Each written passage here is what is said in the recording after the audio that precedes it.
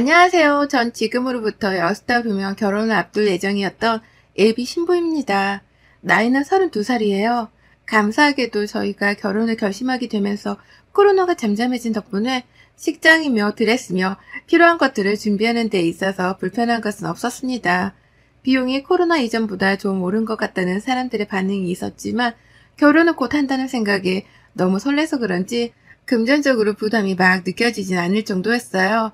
동갑내기 남친하고도 아직 철부지인 건지 뭐가 뭔지 잘 모르더라도 하나씩 차근히 준비를 해 나가고자 했고요. 남친은 저하고 중학교 동창이에요. 친구로 쭉 지내오면서 안부를 주고받다가 2년 전 처음 교제를 하게 되면서 남사친에서 남친 그리고 곧 남편이 될 예정이었습니다. 오래도록 봐온 사이이고 같은 한 동네에서 여전히 살고 있었기 때문에 얼핏 가족인 것 같다는 느낌도 들 때도 많았어요. 물론 이성이니까 설레는 마음도 그만큼 컸고요. 두 사람의 소개를 잠시 해보자면 저는 인서울 상위권 대학을 졸업하고 대학원은 스카이 대학 중 하나로 진학을 했습니다. 남친은 지방대로 진학을 했다가 워킹 홀리데이로 외국에서 돈을 벌어와 그 돈으로 한국에 돌아와 사업을 했다가 쫄딱 망하고 현재는 중소기업에 재직 중이에요. 조금은 다른 것 같은 인생을 살아온 저이지만 결국 인연이 될 팔자였던 건지 돌고 돌아서 결혼을 기약했죠. 하지만 어렵사리 친구에서 연인이 되어 결혼을 기약하게 되었음에도 불구하고 순탄할 줄로만 알았던 저희 사이에는 걸림돌이 큼지막히 있었답니다. 그건 바로 포수가 장난하니 저희 예비 시어머니셨어요. 저도 예비 시모를 한두 번씩 만난 적은 있었습니다. 아무래도 한 동네에 살다 보니 어쩌다 만날 일이 한 번씩은 꼭 있었죠. 다만 제가 성인이 되고 대학에 대학원 그리고 연구원으로까지 일을 하며 밤늦게 집으로 돌아오는 날들이 많다 보니 그 후로는 단 한 번도 마주쳐 본 적이 없었네요. 그 바람에 밤늦은 시각에 치안이 걱정된다며 남친이 저를 보려고 저희 집 앞에 찾아온 적이 많았고 그러다 한두 번씩 저희 엄마가 집 안으로 불러주셔서 함께 야식을 먹기도 했어요. 시간이 이럴 때에는 다 같이 저녁을 먹으며 밤새 수다를 떨며 시간을 보내기도 했고요. 연애를 하기 전에도 이런 식으로 몇 번 밥을 먹으며 친분을 쌓았다 보니 저랑 예비 시어머니의 사이보다 남친이랑 저희 엄마의 사이가 훨 가까운 편이었습니다. 저희 엄마가 사람을 편안하게 대해주는 덕분에 남친이 좀 더 부담을 안 가지고 다가올 수 있었던 것도 이유라면 이유였고요. 다만 저는 좀 달랐어요. 한두 번 마주치더라도 예비 시어머니는 동네에서 아들이 알고 지내는 애라며 그 이상도 그 이하도 아닌 시큰둥한 인상을 받아주곤 하셨답니다. 인사하면 그래 라고 하곤 괜히 한 번씩 제 위아래를 훑어보신 적도 있었고 맨날 공부한다고 대학에 진학하고도 큰 가방에 청바지만 입고 다니다가 모처럼 차려입고 나서면 인사울 별거 없네. 그 공부만 하던 너도 물이 이상하게 들어버렸어. 라고 하면서 옷 좀 단정히 입으라 훈계를 둔 적도 있으셨어요.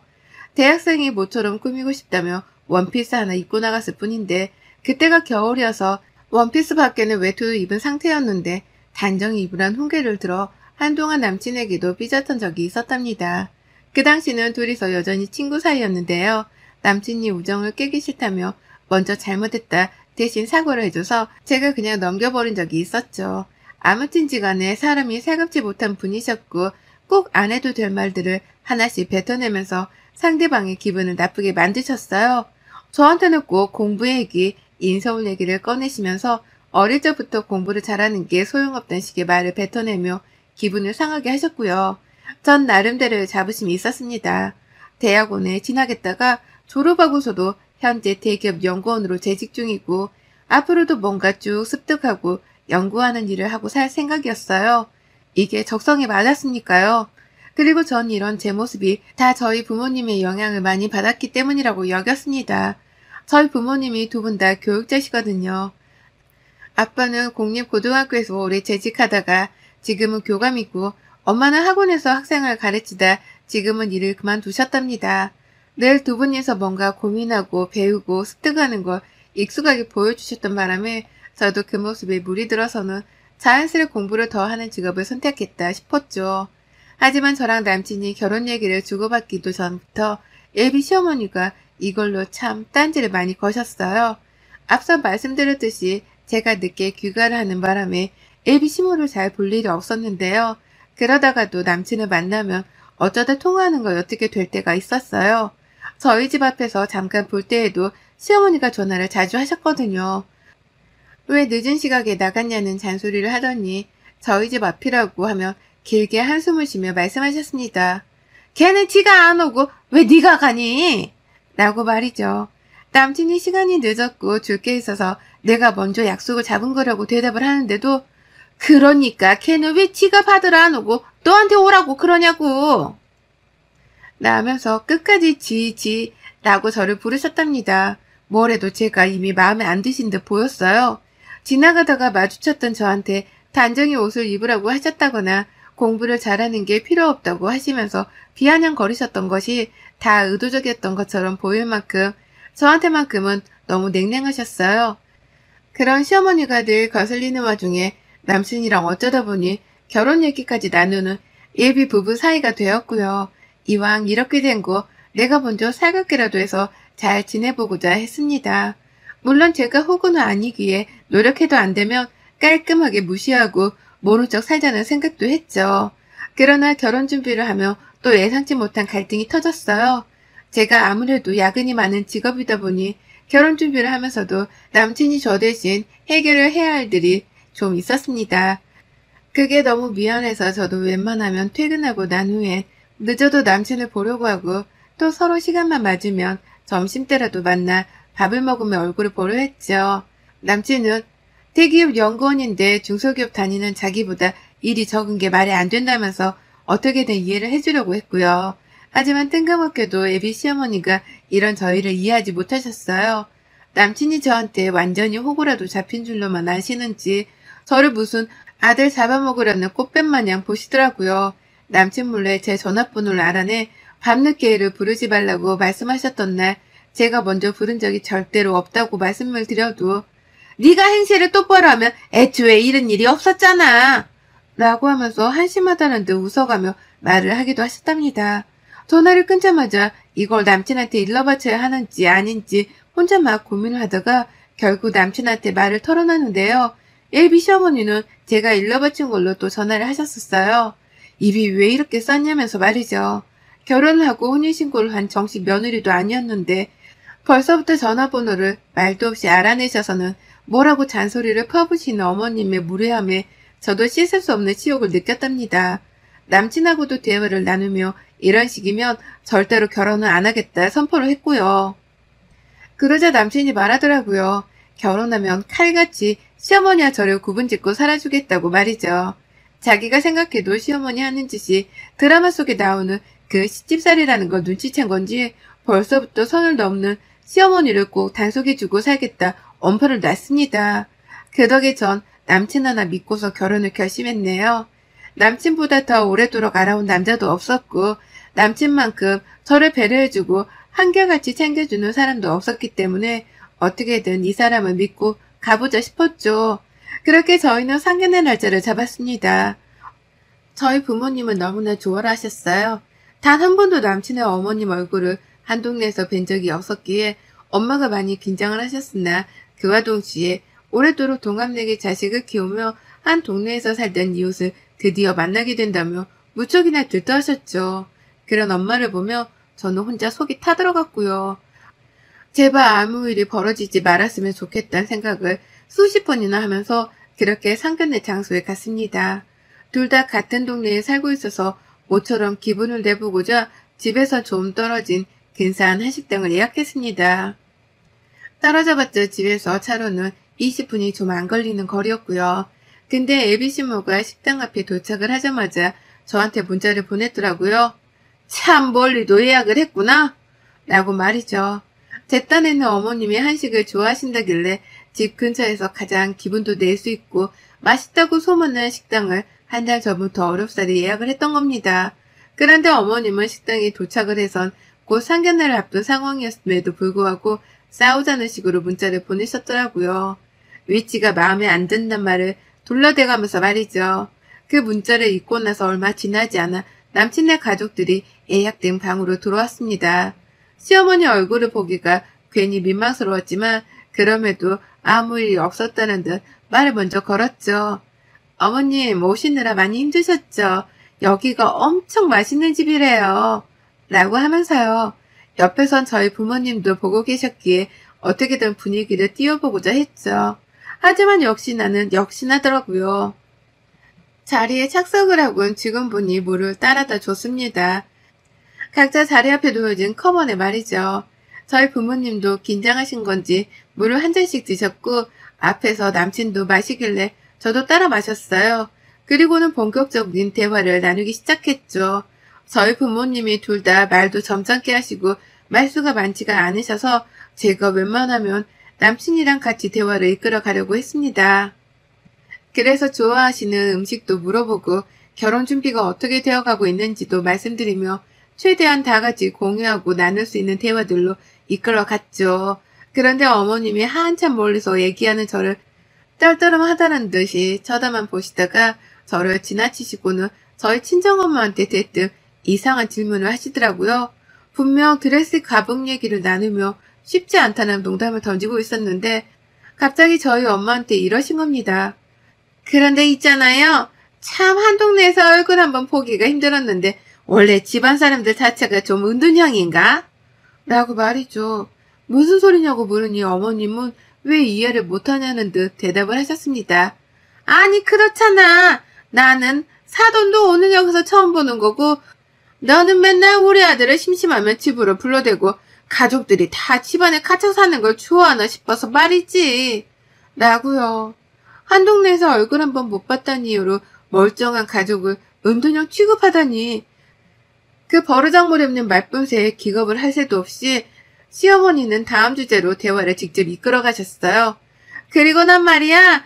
결혼하면 좀 오순도순 말도 주고받으며 편하게 지낼 며느리가 필요한데 요새 애들은 그게 좀 힘들죠. 아니 그래도 그렇지. 나는 대학 잘 나오고 대학원까지 나와서는 큰 회사 다닌다고 해서 그런 며느리를 잘 봐줄 생각은 없는 사람인데 우리 며느리가 되고 싶다는 애가 너무 어려워서 제가 결혼하면 가르칠 게 한두 가지가 아니에요. 라는 말과 함께 웃기지도 않은 이 말에 박장대소를 하면서 큰소리로 저희 가족들을 번갈아 보며 웃어대셨어요. 졸지에 저희 부모님은 표정 관리를 못한 채 얼굴이 완전히 일그러지셨고요.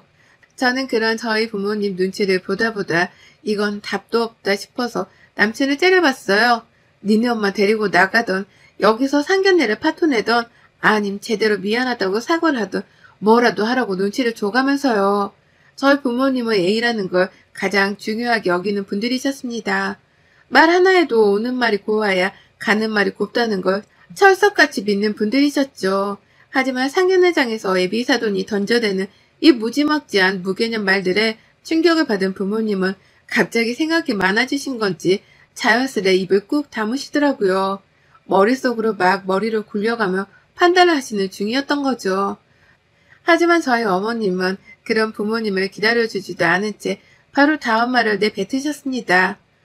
아이고 내가 맞는 말을 했나 보네. 다들 집에 갇혀만 지내다 오랜만에 나오셔서 그런가 말하는 걸 힘들어 하시네. 어쩌면 좋아. 라고 말입니다. 어머님 그런 거 아니니 은둔이란 소리는 그만해주세요. 라고 빠기쳐 쏘아붙인 저에게 어머님은 눈이 동그래진 채로 되물었어요. 넌 내가 처음부터 느낀 건데 참 교육을 잘못 받은 것 같더라. 어른들 말하는데 어디 어린애가 끼어들어? 내가 지금 싸우자는 거야? 난 내 딴에 잘 지내보고 친해지려고 말을 열심히 걸고 있는 건데 네가 그렇게 말하면 내가 완전 나쁜 년이 되잖아. 사돈, 아까 우리 며느리 될 애가 저보다 먼저 물을 떠마신 것부터 전 사실 기분이 별로였어요. 아무래도 제가 우리 며느리 될 아이 교육 하나는 제대로 시켜야 할까 봐요. 우리 사돈 교육값으로 오늘에 달한 5천만 원 정도 준비를 하셔야겠네. 라고 말이죠. 아까 저희 부모님도 마시고 앞에 있는 남친도 물을 마시고 난 후에야 제가 물을 마셨는데요. 자기보다 먼저 마셨다는 그 이유만으로 제가 교육을 다시 받아야 한다나 뭐라나 하면서 저 혼자 좋다고 막 웃는 거예요. 또 물론 직업과 부모 노릇은 별개지만 저는 지금껏 자라면서 저희 부모님께 가정교육을 잘못 배웠다고 생각해 본 적이 단 한 번도 없었습니다. 오히려 나처럼 딴짓에 관심 없고 하고 싶은 공부랑 일에만 몰두하며 자란 건 잘 큰 거라고 생각하며 부모님께 늘 감사해 했어요. 근데 감히 예비 시어머니는 자기가 뭐라고 저희 부모님 앞에서 저를 까내리냐 말입니다.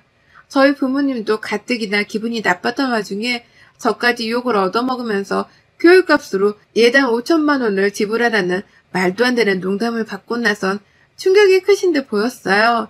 아빠는 기분이 나쁜 티를 팍팍 내시면서 허참 상견례 자리에서 말씀이 좀 지나치시네요. 농담도 정도가 있는 건데 라고 말씀을 하셨고요. 그 말에 남친이랑 예비 시아버지가 쩔쩔매면서 죄송하다고 대신 사과를 하고 농담이라며 시어머니의 말실수를 가려보고자 안달이셨어요. 하지만 저희 엄마 결국 아버지를 따라 빠개치셔선 먼저 자리에서 일어나 버리고야 마셨습니다. 엄마가 일어나며 예비 시모한테 말하시더라고요. 참 말끝마다 못 배우신 티가 나시네요. 이런 집으로 저희 딸 절대 못 보냅니다. 수준 차이라는 게 있는데 라고 말이죠. 세상 다정하고 예비 사위한테 밥도 해줘가면서 칭찬만 베푸던 저희 엄마가 글쎄 시어머니한테 눈 하나 깜빡하지 않고서는 엿먹으라고 그런 말씀을 하신 거예요. 아주 우아하고 기품 있는 태도로 수준 차이라는 게 있는데 라고 말이죠. 그 말에 시어머니는 자신의 치부라도 들켰다 싶으셨는지 뭐? 수준 차이? 뭐가 어째? 한 동네에 사는 것들끼리 수준 차이가 웬 말이야? 이 결혼 없자는 거야? 라고 하며 급기야 반말로 저희 엄마한테 도발을 하셨답니다. 정말 찐싸움이 터져버린 것이었죠. 남친은 시어머니를 대신해 저희한테 고개를 숙여 사과하며 시어머니를 데리고 나가려 했어요. 하지만 어머님은 네가 왜 사과를 해? 우리가 뭘 잘못했다고 사과야? 라고 하면서 끝까지 미안한 기색은커녕 더 도전해보라며 저희 엄마한테 반말로 물고 늘어지시더라고요. 그 부모의 그 자식이네. 말 싸가지 없게 하는 게 아주 똑 닮았어. 라고 하면서 계속해서 선을 넘어가며 막말을 쏘아대셨죠. 그리고 결국 저희 아버지도 엄마를 따라서 자리를 박차고 일어나며 외쳤습니다. 정말 무식해서 더는 못 봐주겠네. 여기가 무슨 자리인 줄 알고 행패해요? 언제 봤다고 반말이고. 수진이 너 이딴 집 구석으로 아빠는 절대 시집 못 보내니까 저 녀석이랑 당장 끝내. 내가 바로 멀쩡한 놈으로 선자리 알아봐 줄 테니까. 남자가 없어서 당신네 아들을 만나는 줄 알아? 내가 교감이고 우리 와이프 주변이 다 초등학교 교사 선후배들인데 당신 같은 시애미한테 내 딸을 보내느니 차라리 평생 혼자 살게 내버려두는 게 낫겠네. 웬 똥을 밟아서는 에라이? 라고 말씀을 하셨고요. 똥이 더러워서 피한다는 걸 보이고자 하신 건지 부르르 몸까지 떠는 신용을 하시고는 괜히 마른 침을 퇴하고 뱉어버리셨어요. 막무가내로 나오는 시어머니한테는 이런 무대뽀적인 맞짱밖에 방법이 없다는 걸 아빠가 잘 아셨던 겁니다. 하도 오래도록 애들을 가르쳐왔다 보니 사람 상대하는 걸 귀신같이 아셨던 거죠. 그리고 아빠는 그 말을 하자마자 저희 엄마를 무슨 여배우 모시듯이 손을 딱 잡고선 엄마의 보폭에 맞춰가며 상견례장을 나가버리셨어요. 그리고는 앞을 보면서 뒤에 서있던 저한테 소리치시더라고요. 수진아, 이 결혼 우리는 안 시킨다. 알아서 정리하고 잡아라. 라고 말이죠. 시어머니는 내내 기분이 나빠 죽겠다며 남친의 손을 뿌리친 채로 거기서! 라고 저희 부모님을 불렀습니다. 그러다 급기야 내가 니들 가만 안 둬! 라는 협박의 말이 터져나온 순간 남친이 먼저 입 좀 닥치고 가만히 있어! 라는 엄청난 말로 자기 엄마한테 소리를 쳤답니다. 진절머리가 나니 이딴 개념 없는 짓거리는 제발 좀 멈춰라는 뜻이었죠. 시어머니는 그 말에 충격을 받으신 건지 소리치던 태도는 어디로 가고 혼자 남친을 믿기 힘들다는 듯한 표정으로 바라보며 말씀하셨어요. 네 여친 앞에서 엄마한테 닥치라는 게 무슨 말버릇이야? 너 누가 이렇게 키웠어? 라고 말까지 더듬으시더라고요. 어머님은 제 앞에서 아들한테 그런 소리를 들은 게 슬슬 쪽이 더 팔리기 시작하신 건지 저를 한번 쳐다보더니만 괜히 저한테 승질을 부리셨어요. 너도 니네 부모 안 따라가고 뭐해? 라고 말이죠. 그 말에 저는 대답을 했습니다. 아줌마, 당신이 나가라고 안 해도 나갈 생각이었어요. 야, 나 너랑 결혼 못한다? 이유는 말 안 해도 알지? 우리 부모님은 이런 사람이랑 살동거리며 사실 분들도 못 되고 나는 더더욱 이런 사람한테 어머님이라고 비 못 맞춰드려. 아까 가정교육값으로 예당 5천만 원 줘야 한다고 했죠? 자, 여기 5천 원. 이거 받고 역시나 먹고 나가 떨어지세요. 라고 말이죠. 시어머니는 속에서 천불이 난다며 소리를 질러대는데 저는 가소롭다는 듯 5천 원을 바닥에 집어던지고는 상견례장을 빠져나왔습니다. 나오보니 아빠는 먼저 우리 가족들 것만 계산을 따로 하셨고 식당 입구에 차를 대기하고는 저를 기다리고 계시더라고요. 그 차를 타고 막 식당을 벗어나기 직전 식당 안을 슬쩍 봤더니만 시어머니는 저희 가족이 우리 것만 계산을 하고 나간 게 또 속이 터지셨던지 뭐라고 막 남친이랑 예비 시부한테 소리를 질러대고 계셨답니다. 차 창문을 닫은 상태라 들리진 않았지만 손으로 삿대질을 하는 걸 보니 안 들어도 다 알겠더라고요. 엄마는 인생 경험을 했다 생각하라며 계속해서 절 달래고 진정시키려 했고 아빠도 제가 상처받을 것이 걱정이 되었던지 요새도 저런 여자가 다 있네. 아유 세상이 어찌 될라고 라고 하면서 시어머니가 이상하다는 걸 계속 어필하셨답니다. 그리고 전 오히려 저희 부모님께 제가 너무 멀쩡하다는 걸 보이고자 방긋 웃어버리며 결혼한 남자가 세상에 놀렸는데 뭐가 속상해 라며 분위기를 새삼 띄우려 노력했네요. 다만 집에 와서 괜히 부모님께 죄스러웠어요. 평생 남들한테 욕먹을 짓을 안 하고 사신 양반들인데 예비시모 한 사람 때문에 더러운 소리까지 들어가면서 화를 참던 부모님의 모습에 밤잠을 설쳤답니다. 밤새도록 해가 뜨는 와중에도 일어났냐고 문자를 보내고 대화를 나누자며 졸라대는 남친의 문자는 계속 씹었어요. 처음에 무슨 말을 해줘야 할지 몰랐거든요. 예비시모 욕도 하고 싶고 제때 끌고 나가지 않아서 더 큰 사단을 만든 남친도 원망스러웠지만 그래도 일단 마음의 정리를 할 시간이 필요했습니다. 그리고 날이 밝자마자 남친한테는 이별을 통보했어요. 예비신모가 생각보다 더 무식하고 배려 없는 분인 것 같다면서 우리 부모님이 살면서 많은 학부모들도 만나고 학생들도 만났지만 니네 엄마 같은 사람은 처음 봤다더라 라고 말을 했더니만 남친도 그걸 아는데 제가 콕 집어낸 게 쪽이 팔렸는지 알겠다고 수긍을 했습니다. 이별도 동의를 한 거예요. 그렇게 순순히 이별을 할 줄 알았더니만 거의 2주가 넘도록 집 앞에 찾아와 저희 엄마한테 사죄를 드리고 저희 아빠한테 쫓겨나 보기도 하고 정말 별별 미련을 다 떨었어요. 그러다 결국 제 입에서 더는 질려서 꼴도 보기 싫다는 말이 나오니 그 길로 다시는 저희 집을 찾아오지 않았어요. 문자랑 카톡도 제가 먼저 차단을 해서 잘은 모르지만 연락도 더는 오지 않았고 아빠 말로는 길에서 한번 마주쳤는데 저희 아빠를 보자마자 야생동물이라도 본 듯 놀래하며 뒤로 도망을 쳐버렸다더라고요. 그 덕에 세상 남친이 한 동네에서 얼굴 보고 살기 쪽팔린 줄은 아는가 보구나 싶었답니다.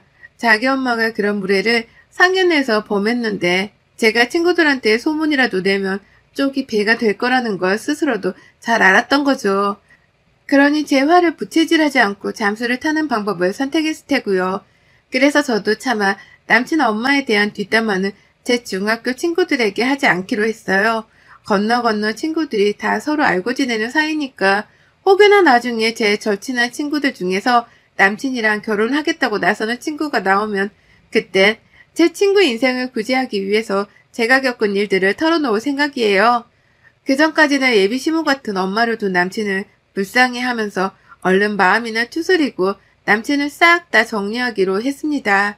생각보다 힘들 줄 알았던 이별이었는데 예비시모한테서 너무 충격을 받아 그런지 이별이 그리 어렵지는 않네요. 여러분의 생각은 댓글로 남겨주세요. 오늘도 시청해 주셔서 정말 감사합니다.